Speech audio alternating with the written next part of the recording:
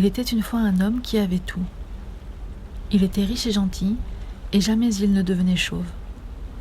Ses cheveux étaient d'or, sa démarche était rapide. Il aimait marcher et il aimait danser. Il aimait ses voisins et les gens qu'il rencontrait, et il était aimé en retour. Il était une fois un homme qui obtenait tout ce qu'il voulait. Il était une fois un homme qui faillit tout perdre. Un matin pluvieux, lors de sa promenade matinale, il vit une belle jeune femme à la peau pâle et aux cheveux sombres. Elle était assise sous un saule près du lac. Elle portait une belle robe bleue et verte qui la couvrait de la taille aux orteils. Elle aimait la pluie et elle aimait ce lac. Il aimait son sourire et il aimait sa robe. Il aimait son parfum car c'était celui de la mer.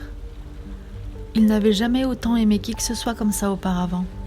Et il n'avait jamais ressenti ça auparavant. Il lui demanda sa main et elle refusa. Il lui demanda à nouveau en lui disant qu'il était riche et gentil. Elle lui répondit qu'elle était la fille du pêcheur et qu'elle n'était pas faite pour lui. Il lui demanda à nouveau en lui disant qu'il était aimé de tout le monde.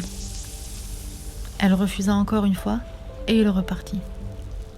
Un matin ensoleillé lors de sa balade matinale, il ne trouva pas la jeune femme pâle aux cheveux sombres, sous le saule près du lac. Il en fut de même encore et encore, jusqu'à ce qu'il la rencontre de nouveau, un matin pluvieux. Tout se déroula comme avant. Il lui demanda 3 fois, et 3 fois elle refusa. Les choses se passèrent ainsi pendant un certain temps, jusqu'à ce qu'il la vît à nouveau, lors d'un froid matin de pluie. Il lui demanda 2 fois, et 2 fois elle refusa. Mais quand il demanda une 3e fois, elle accepta. Il ne put le croire et dansa en pleurant de joie. Il voulut lui prendre la main, mais elle refusa. Elle viendrait le voir ce soir à sa porte, mais d'abord, elle devait le dire à son père. Il n'y vit pas de problème et ne s'y opposa pas. Il retourna chez lui pour préparer sa maison. La nuit tomba et il s'endormit en l'attendant, mais elle ne vint pas. Il fit d'étranges rêves à propos de la mer et sentit une horrible odeur humide. Il rêva toute la nuit de ces terribles cauchemars, et quand il se réveilla, son pied gauche avait disparu. Il avait été mâchouillé et rongé par quelque chose pendant la nuit, qui n'avait laissé ni marque ni goutte de sang.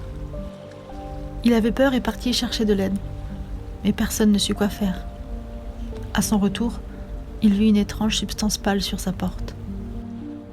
Les traces partaient de son palier et revenaient, et s'étendaient le long du chemin de sa promenade matinale, jusque sous le saule près du lac. Il entra et ferma sa porte. Il barricada ses fenêtres et toutes ses portes. Il resta éveillé jusqu'à ce qu'il ne le soit plus. Une nouvelle fois, il fit d'étranges cauchemars et sentit cette horrible odeur humide. Quand il se réveilla, sa main gauche avait disparu. Elle avait été mâchouillée et rongée par quelque chose pendant la nuit. Il chercha de l'aide à nouveau, et à nouveau il vit cette belle substance qui menait au saule près du lac. Mais cette fois-ci, des escargots glissaient le long du chemin qu'elle traçait. Il le dit à tout le monde et leur parla de la jeune femme et des escargots. Personne ne sut quoi faire, sauf un petit garçon qui dit « Je sais, je sais. Quand j'attrape des escargots, je les mets dans du sel et je les regarde baver et je les regarde pourrir. » L'homme riche acheta tout le sel et en remplit ses poches et son palier.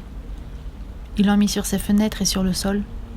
Il en mit partout jusqu'à ce qu'il ne reste plus de place. Il avait peur et voulait dormir, mais il ne ferma pas l'œil de la nuit. Vers 10 heures, il sentit cette odeur. Vers 11 heures, il entendit quelque chose à sa porte. Il avait peur, mais il devait savoir. Il regarda à sa fenêtre et vit la jeune femme pâle aux cheveux sombres par terre. Elle n'avait pas de jambes et ses bras étaient longs. Elle glissait sur le sol près de la porte en évitant le sel. Elle avait cette odeur et elle avait ce sourire. Elle ne pouvait pas marcher, seulement glisser. Elle ne pouvait pas parler, mais elle avait des dents. Elle était la fille du pêcheur et une fille de la mer. Elle se tortilla et glissa jusqu'à ce que le soleil se lève, puis elle partit en glissant sous le saule près du lac. Cela arriva encore et encore, jusqu'à ce qu'un jour, un sorcier vint et tua cette créature, sous le saule près du lac.